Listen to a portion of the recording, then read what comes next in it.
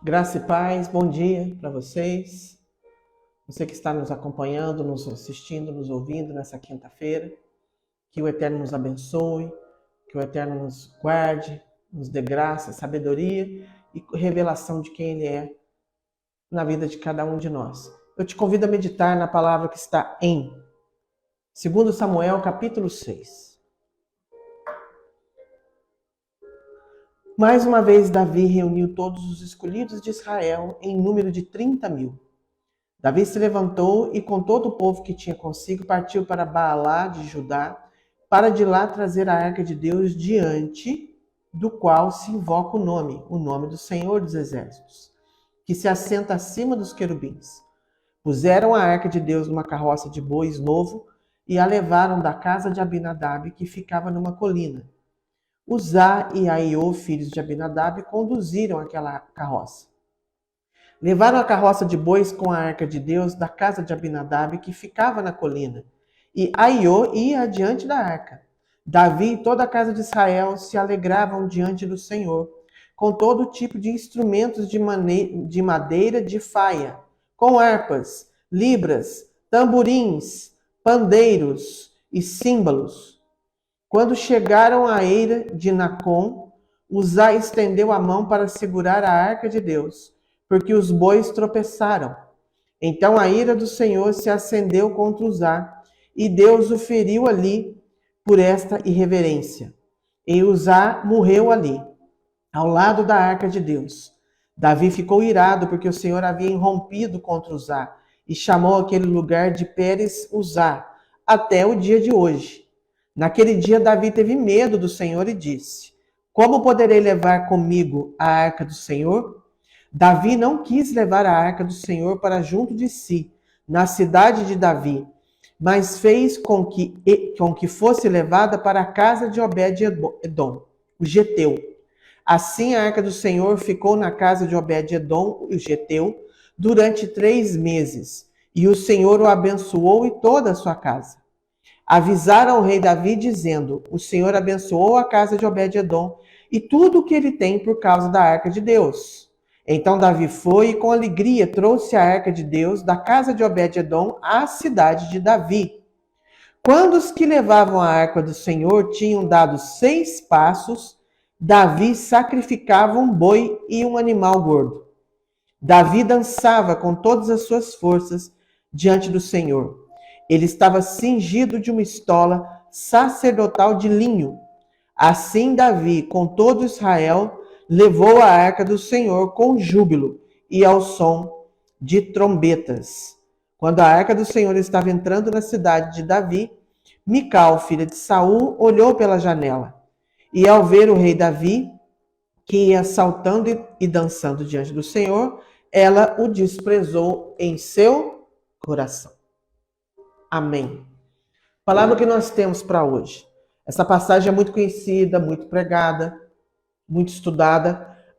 Alguns têm mais tendência de estudá-la com relação à maneira de carregar a presença de Deus de forma desadequada, a usar as coisas seculares, como foram aqui o exemplo do carro de boi, para carregar a presença de Deus. Nós sabemos que as regras, aquilo que era regimental, era de que a arca deveria ser carregada nas costas, nos ombros dos levitas. E Davi acaba copiando aqui uma prática filisteia de carregar a presença de Deus com carro de bois. Essa era uma prática estrangeira, carregar objetos de templos em carro de bois. Acontece que ali era a arca da aliança, a presença do Senhor se manifestava sobre o tampo, o propiciatório daquela arca. E ele retira a arca da casa de Abinadab, os filhos vão levar, e acontece um incidente que o carro de boi levado por bois jovens, né? A presença de Deus levada por pessoas inexperientes, isso é muito falado, muito pregado. E a arca, para não cair ao chão, o Uzá põe a mão na arca. E ele é fulminado imediatamente. Aí a gente questiona por que um rapaz cheio de boa intenção acaba morrendo, Deus acaba matando o rapaz. E é falado, não se deve fazer as coisas para Deus somente com boa intenção, mas com padrão de excelência, dentro daquilo que Deus exige, dentro daquilo que Deus espera. Acontece que eram três divisões de levitas para o serviço do templo. E havia uma dessas divisões que era a única que podia tocar nos objetos. Se salvo engano, eram os coatitas. Os outros dois nomes agora das outras subdivisões eu não vou lembrar agora para os irmãos no momento. Uzá, então, não pertencia à descendência daquela tribo que poderia tocar nos objetos. E então isso entristece o coração de Davi, porque ele queria trazer a presença de Deus para a cidade de Davi. Mas então ele deixa essa arca na casa de Obed-edom, um geteu. E o geteu era descendente de filisteu. Mas na casa de um descendente de filisteu, Deus abençoou tremendamente aquela casa durante os 3 meses, porque a arca de Deus, a presença de Deus era algo o mais importante que havia dentro daquela casa. Porque era o apontamento para a salvação dos gentios, porque o geteu era o gentio. Então, irmão, quem muito é perdoado por Deus sabe o valor que tem esse perdão. Então não esqueça de onde Deus te tirou, de onde Deus te alcançou. Priorize a arca, a presença de Deus na sua casa, na sua vida.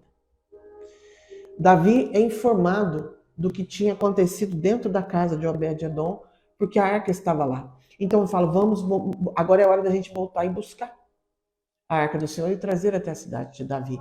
Então imediatamente ele vai buscar a arca. E ele indo buscar a arca, ele busca agora da maneira correta. Ele coloca a arca para ser levada sobre os ombros das pessoas corretas. E aqui está escrito o seguinte, vamos atentar de novo, ó. O Senhor abençoou a casa de Obed-edom, tudo que ele tinha, Davi foi com alegria, trouxe a arca. Quando os que levavam a arca do Senhor tinham dado 6 passos, Davi sacrificava um boi ou um animal gordo. É esse o foco, a nossa palavra-chave dessa manhã. A arca era carregada, eles davam 6 passos, paravam e sacrificavam. Mais 6 passos, paravam e sacrificavam. Nós não devemos pensar que andar com Deus é algo fácil. Você caminha com a presença de Deus. São 6 passos e existia um sacrifício. A vida cristã é uma vida de sacrifícios, é uma vida de renúncia.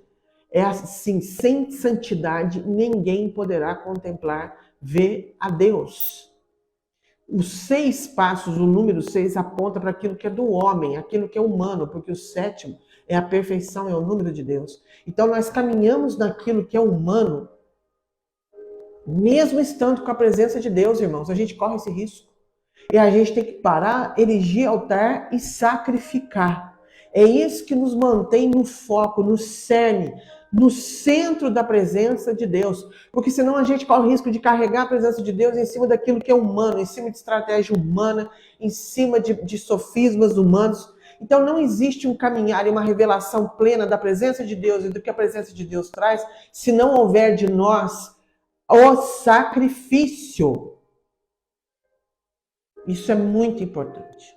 Eu quero que você guarde isso no seu coração nessa manhã.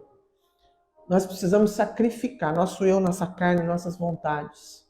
Aquilo que muitas das vezes é do nosso direito, mas a gente precisa abrir mão em prol de coisas eternas. E caminhar com Deus é caminhar, andar, servir, produzir, dar fruto e sacrificar. Deus te abençoe nessa manhã de quinta-feira. Você é nosso convidado para estar hoje à noite, às 20 horas, aqui na Igreja CEPAM, para uma nossa reunião de oração, onde nós vamos discorrer e meditar mais nessa palavra e orar justamente sobre a palavra. Amém? Deus abençoe. Um dia maravilhoso para você.